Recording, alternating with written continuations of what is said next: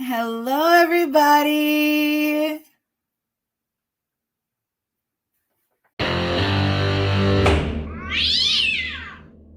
All right, these are citations from May 15th of this year on Church Street there, City of Wayland. One ticket is for seatbelt violation and the other ticket is for no proof of insurance. So you're here on these citations to do one of three things. First is you could admit responsibility to a citation, or two, admit responsibility, but you'd like to provide some sort of explanation as to how or why this happened, or three, you wish to contest the citation. In other words, fight it at what we call informal hearing. What were you looking to do? Admit to it with an explanation if possible, sir. All right. And what is it you'd like to tell me? Well, I take total responsibility for the fact that my daughter wasn't in a proper seatbelt at the time of the I don't want to say arrest. I didn't get arrested, but The stop. We just call it a stop. a stop. Yeah. Traffic stop. But there was honestly, sir, there was no reason at all for the officer to pull me over at the time. I gave him no probable cause. It was during, I don't know exactly what was going on in Wayland at the time. They were having I don't know if it was a bike rally or something of that nature that was going on. A lot of the roads were blocked off and whatnot. It was multiple cars trailing each other at the time. And at the time, the police officer was even stationary. He was stopped. I proceeded to come to approach a stop sign. Cars were in front of me. Cars were behind me. I drove past the officer, and even when I drove past him, he still didn't come out until after he seen me. Like he looked at me, and I don't know if I fit the description or someone or Well, what. Mr. Ellis, instead of you guessing, we can ask the officer. He's here. Normally, I tell you right now, if they don't see a seatbelt, they'll pull that over every time for what they call click it or ticket. But sometimes it's also because they're just running the plate, and the plate comes back. Either you don't have registration, or you don't have insurance. But we'll just ask him. He's here. Officer Hudson, what was the initial reason for the stop? The initial reason for the traffic stop was when I did run Mr. Ellis's plate, it did show that the vehicle was not insured. Yeah. So in other words, officers just sit there all day long. As soon as they can see a car's license plate, they type it into their computer. The Secretary of State kind of rats you out and will say, hey, there's no insurance registered for this plate number. And then they pull you over every time. Yeah, no, sir, but that wasn't the case, sir. The officer like I say, it was 2 or 3 cars that were in front of me that went past.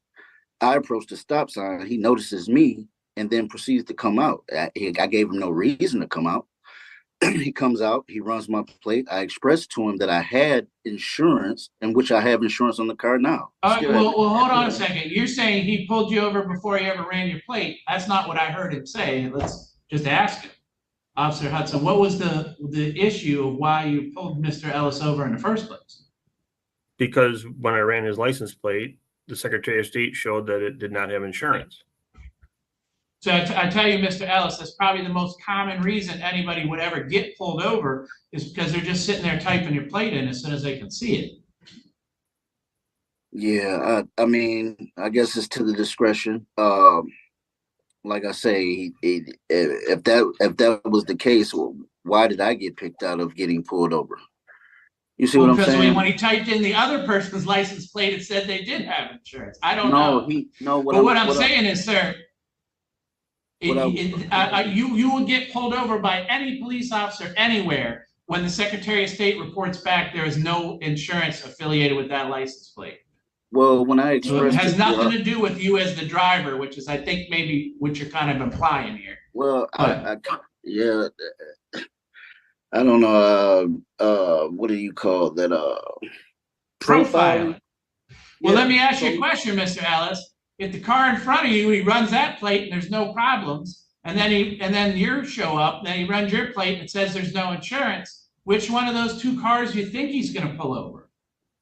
Well, here's the thing, sir. And I even expressed this to the officer because I work for Amazon. I have to have insurance. The reason why that he showed in his file or on his computer that I didn't have insurance because I missed a payment. It wasn't that the car wasn't insured. It shows that the insurance was canceled because the payment wasn't made. All I had to do was make the You payment. better bet your insurance company reports that to Secretary of State about 30 seconds after they do that. No, sir. I like I expressed to him, once I made the payment, the cancellation is cleared Ellis, from. then here's what you're saying. What you're saying is that when he ran your plate, he's making it up. The Secretary of State didn't actually have that plate flagged as no insurance. And coincidentally, it just happens you didn't have insurance. That doesn't make any sense. What makes sense is when he ran your plate, Secretary of State ratted you out as no insurance. Otherwise, that's a super good guess on his part that even though it says you have insurance, he just guessed, oh, well, let me pull him over anyway, because I bet that's not true and he really doesn't have insurance. You just need to think about it a little more, sir. I get what you're concerned about, but I'm telling you, I have no concerns about the same thing. I'm not making this up, sir. I'm giving you the information that was given to me from my insurance company. My insurance company stated that the reason why they're showing that the insurance was not current at the time was because of the lack of payment. As soon as I made the payment, this is what was expressed to me. As soon as I make the payment, my insurance is reinstated. Sir, what your insurance company tells you would not be the important information. It's what Secretary of State tells you of whether or not you were on the list or not on the list at time of stop. That would be the relevant information. The insurance company could be telling you anything. That's neither here nor there. What the officer's saying is when he runs the plate, comes back no insurance. That has nothing to do with your insurance company. That's all Secretary of State. Now, if the Secretary of State told you, hey, we never had you as no insurance, I don't know what that officer's talking about, then we have an issue with what you're saying. But what your insurance company tells you is neither here nor there. Is what the Secretary of State's information had. The officer's not asking. Well, sir, not getting information I haven't had any communication with the Secretary of State, but all right, Mr. Ellis, I'm going to wrap this up because I've been going down this rabbit hole a lot for you. You don't have any contact with Secretary of State about your insurance. That's not what happened. What happened is your insurance company told Secretary of State, hey, that person's no longer insured by us. I'm fully insured, sir. I have insurance. That may be the case.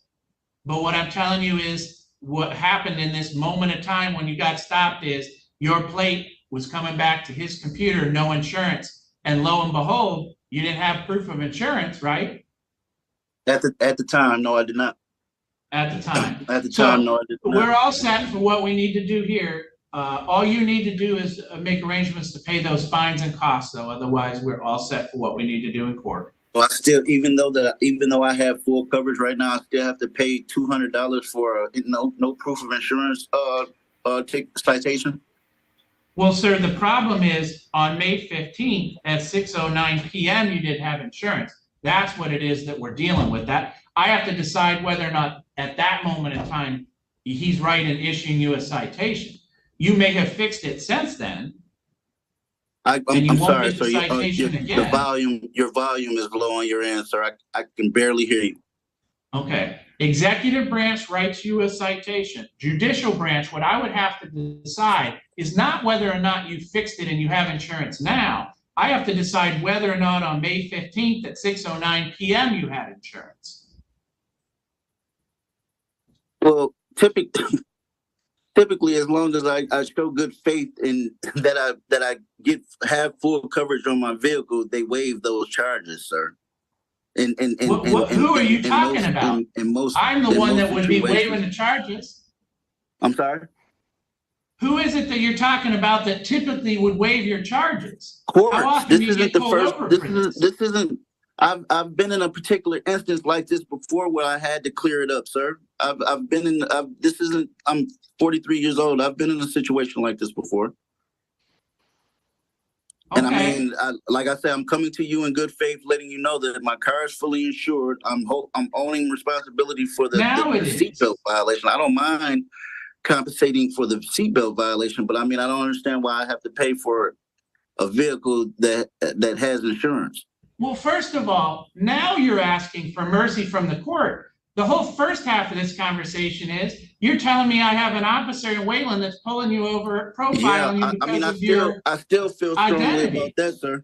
I All still right. feel strongly about that. Like I say, I would have to put you at the scene of the incident for you to kind of understand where I'm coming from. Okay, but He had listen to me, to sir. even pull out on me. Listen to me, sir. He You had made your like, decision that he that's how pulled, you want to do he it. pulled Listen out to me. on me for Mr. no Ellis, I wasn't we're speeding. done I here. used my blinker. Hey, I didn't Mr. give him Ellis. any probable cause to All even right. get behind me to We're run all my set. plate. I was going to explain it to you more, sir, but if that's how you're going to handle yourself, we can just finish.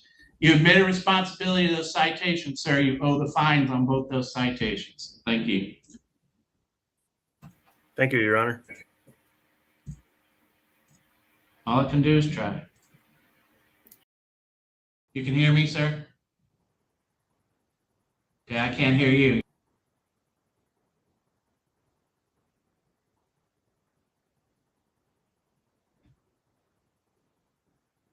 I'll tell you what, I'm gonna call you at this 909 number.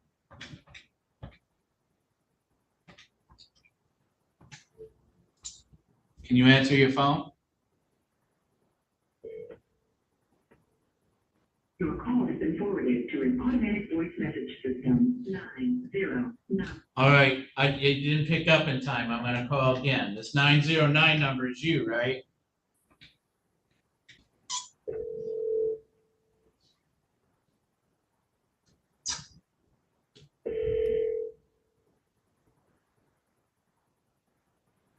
Hello?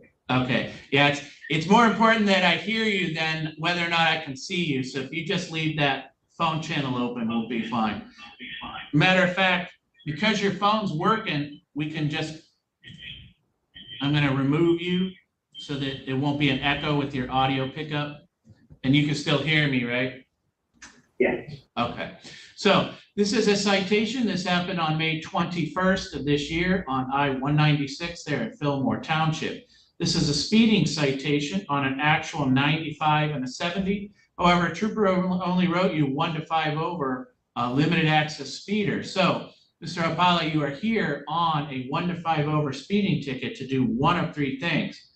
First is you could admit responsibility to the citation. Or two, you could admit responsibility, but you'd like to provide some sort of explanation to court as to how or why this happened. Or three, you wish to contest this citation. In other words, to fight this ticket at what we call informal hearing. What were you looking to do?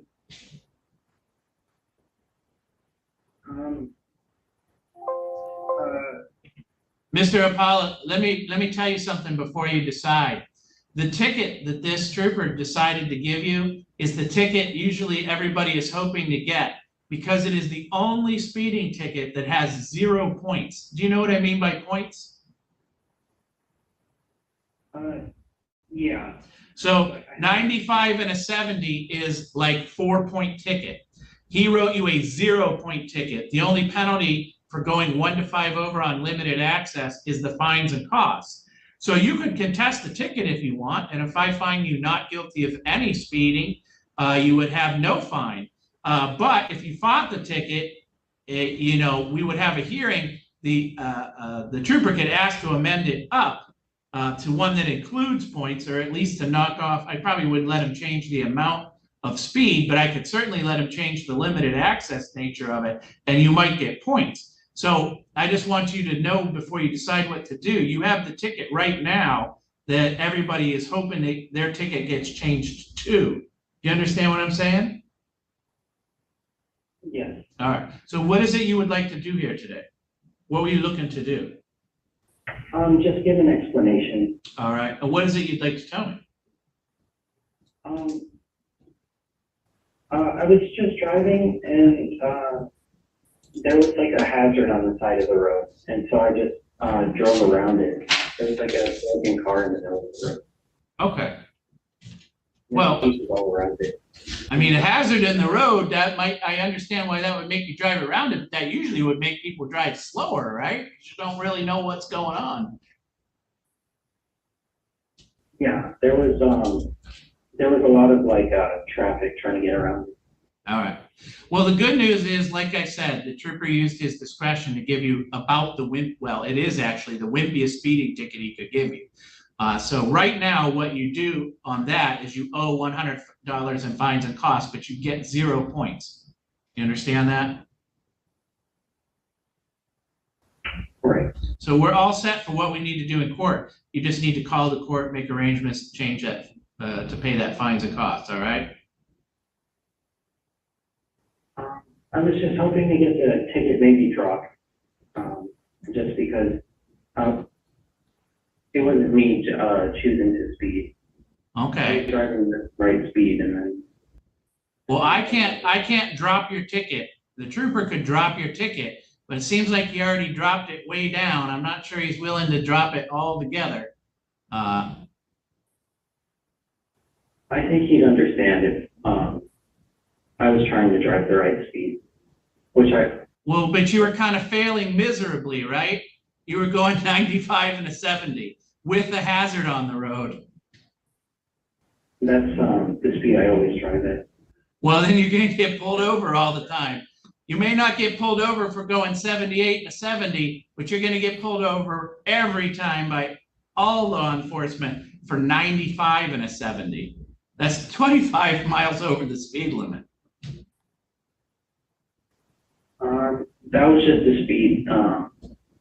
I was trying to drive the correct speed. Well, you failed miserably. The correct speed would be in the neighborhood of 70 miles an hour. You understand that, right? Until that hazard. But why would a hazard make it okay to be driving way faster? That doesn't make any sense at all. That's just the speed it was at. Well, that's the speed you were at. What do you mean it? I wasn't trying to drive fast. I was trying to drive. Carefully, because there was a hazard in the road? Yeah. And your careful speed was 25 miles over the speed limit? Matter of fact, if we keep talking, I might let this trooper amend the ticket up. You should stop asking for mercy. You got mercy. Any more mercy, and I would start to be offended by the discretion of the trooper. All right? I was just giving my explanation. I know, and you did, sir. But, you know, your explanation makes no sense. It's just, sometimes it's unsafe to drive on the road.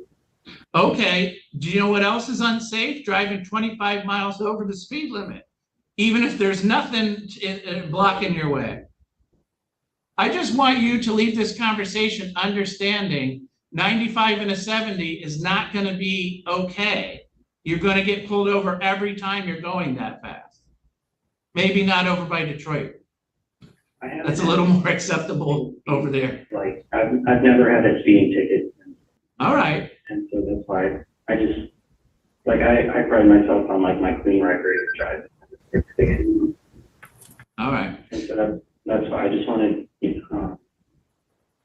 I wanted to know that. So we're all set for what we need to do here today for court. You just need to make arrangements to pay that fines and costs. You understand? It's my understanding that it would also go on my record, Yes, but the officer could drop the ticket. he could. Let's just ask him because he's been listening to me. Trooper, would you like to drop this ticket? I think we're good with the 1 to 5 over, sir. All right. So that's where we're at. We're stuck with the ticket 1 to 5 over. Now, you could have a hearing where you say, I wasn't speeding, and we could have a hearing. You have a right to do that, but you chose to admit the responsibility to 1 to 5 over. Just so we're clear on what your options are. I think it wasn't fair in the situation. I was trying to get over to drive the correct. Okay. Would you like to have a hearing where I would have to decide whether or not you were in fact speeding? That's your only other option, really. I wasn't speeding. I was just trying to drive safely. Oh, boy. So you don't think going 95 and a 70 is speeding? You're going to make me have to have a hearing, and I'm going to let this trooper amend his ticket to what he's saying you were really doing, and then we'll have a hearing, and I'll decide whether or not you were speeding. Because you're telling me you weren't speeding. Right. is one thing. In other words, if you're telling me that you think you were going 70 miles an hour, that I don't want to put words in your mouth. We could have a hearing and that wouldn't be speeding. I'm just looking at the ticket right now. I have no testimony in front of me, but the ticket sure says that if the trooper was testifying, he would put your speed at well above 70, which is how we define the word speeding.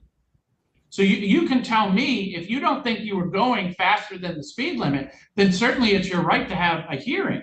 What kind of hearing would it be? Literally an informal hearing. The trooper would tell me why it is he wrote you a ticket for speeding, and you would tell me why it is you don't think you were speeding. And then I would decide. But I just want you to be clear. The definition of speeding means there's a speed limit, right?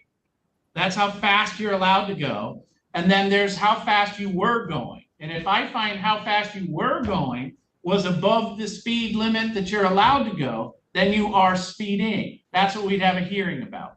You understand? Not if you're just trying to avoid the hazard at the road. Okay, then you should have a hearing. All right. Yeah, maybe I'll do the informal. All right, then I cannot see you, but please raise your right hand the same way the trooper is going to raise his right hand. You swear or affirm all the testimony you're about to testify to is true, is the truth, the whole truth, and nothing but the truth? I do. Yeah. Trooper, you want to pick up the narrative? Oh, Mr. Opala, it makes a lot more sense for me to start with the trooper. He has the burden to establish why he issued you a citation in the first place. And then after that, it'll be your opportunity to either ask questions or testify on your own behalf. Does that make sense? All right. All right. So Trooper, if you could please pick up the narrative and explain why it is you issued this citation. Yes, sir. So as we were talking about on May 21st, 2024, I began my shift at approximately 6 a.m. checking my moving radar in. There was no functions. All lights were functioning. And I also did a speed check as I was driving, observing that it was matching my patrol vehicle speed. So again, moving forward to approximately 7:11 a.m., I was on patrol, actively doing speed enforcement in the area of US 31 and 196. I was facing southbound, which is technically looking at eastbound 196 traffic. At that time on my moving radar, I initially observed a speed on my radar of 95 miles per hour.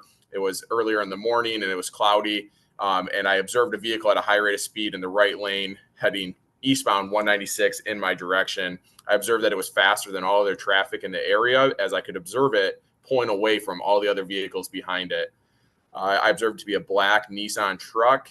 And I had at that time, that 95, I received a matching tone off my radar indicating that it was indeed a correct read. Additionally, my vehicle speed was matching up with my patrol car at that time as well, indicating that it was a strong and correct read as well. At that time, I observed the vehicle pass my location. I took a median turn and got behind it, performing a traffic stop. Again, at that venue of eastbound 196 near the US 31 split, Fillmore Township, County of Allegan. I made contact with the sole occupant and driver who was identified with his Michigan driver's license, Michael Opala. I don't have any notes as far as his statements regarding speed. That being said, I do have notes that he just stated he was coming from Berrien Springs and he was going to a Jamba Juice at an unknown mall in Grand Rapids. Again, I don't know if he made a confession of statements on that time, but again, my testimony testifies to that speed. The vehicle is identified as a 2012 Nissan Frontier pickup truck, black in color. I believe. All right, Mr. Opala, what is it you'd like to tell me? Yeah, I just think that it wasn't safe to be driving right there. I was trying to drive quick and safe. I do that in my Okay, I have a question for you, Mr. Opala. In what universe is it safer for you to drive faster than slower?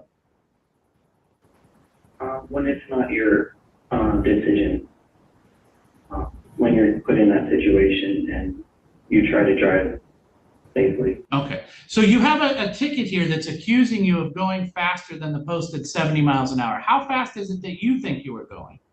I was just trying to drive back to the slow lane. Okay, that's not really an answer to my question. You heard the trooper testify that by his radar, you're going 95. How fast is it that you think you were going if you don't think you were speeding? I was driving like 60 miles an hour. Oh, so you were going 10 miles under the speed limit. Right. Oh, all right. I didn't realize that you were contesting that you were speeding. So do you think, okay, so you were saying you were going 10 miles under the speed limit, you think? Right. All right. I was driving 67. All right. And so for that, I'm going to go back to the trooper then, because you understand it would be very difficult for him to be saying 95 and you to be saying 60. That's not really physically possible. So trooper, how is it that we're going to confirm here that the vehicle that Mr. Apollo was driving is in fact the car that you pulled over? Mr. Apollo says he's going 60 miles an hour. I think you said the first thing that drew your attention to the vehicle was a visual of a high rate of speed? Yes, sir. It was visually the fastest vehicle. There were no other vehicles that were going faster than his vehicle. The way my radar works, with a strong read, it was the closest one with no vehicles between us. It's the way it works is it's going to grab that car, and as soon as he passed, he dropped off of my radar range. In other words, the cone confirmed basically as he went past it, that speed dropped off, indicating that it was that vehicle. I never lost sight of it. I turned behind it and performed my traffic stop. And I think you said it, but I'm going to ask you, did you ever lose sight of the vehicle that you intended to pull over? To my knowledge, I turned immediately. As soon as he did it, without watching my video, I'm a little caught. I do not believe in any way that I ever lost sight of him. I knew he was speeding. I knew I wanted to stop him. As soon as he passed my location, I was at that split or the turnaround just south of the split, and I took it immediately and got behind him, and I stopped him very quickly. So I would testify that I did not lose sight of him in any way. And do you recall anything on the road as far as a hazard or what he's referring to as some sort of thing that he had to try to avoid? I have no knowledge of that. And I also have no recollection throughout our traffic stop of any conversation related to an object. We talked about where he was going, kind of some of the reason for speed. It didn't make, again, even in the moment that day, it didn't really make sense what he had going on. But I had no memory of any objects that would be moving around. And I also, not that it pertains, but I also agree. I don't know how an object would cause speed to increase instead of decrease. And did you have any problems with your radar after this citation? No, sir. It was checked in at the beginning and end of my shift, documented on my daily that it was at no point throughout the day did I have any issues. Matter of fact, it's a newly issued radar that I've had put in. I had no issues throughout my day. And so, Mr. Apollo, I would find you responsible on the 1 to 5 over on, I'm actually going to amend it to 257.627. I'm shocked. It's the same fine, it's $100, but I'm going to take the limited access away. Therefore, he's appraised of the speed he was going and just not the benefit of limited access. So, Mr. Apollo, you do still owe the $100 we talked about, but now your rights change a little bit. Because you had a contested hearing, you would have a right to say, I don't agree with what just happened there. I want to go to formal hearing. Formal hearing is in front of the district court judges with the prosecutor's office. But in order for you to go to formal hearing, you would have to do two things. First is you would have to ask for that within 7 days of today's date. After that 1 week window, your opportunity to contest this further closes. And secondly, you would have to come in and ask for that because you would have to post a cash bond in the same amount as the fine. Do you understand your rights on appeal? All right. Then we're all set for what we needed to do here today, sir. I'm going to go ahead and release you. Thank you. Trooper, you're all set. Thank you. Be safe, be well, sleep sweet, and much love.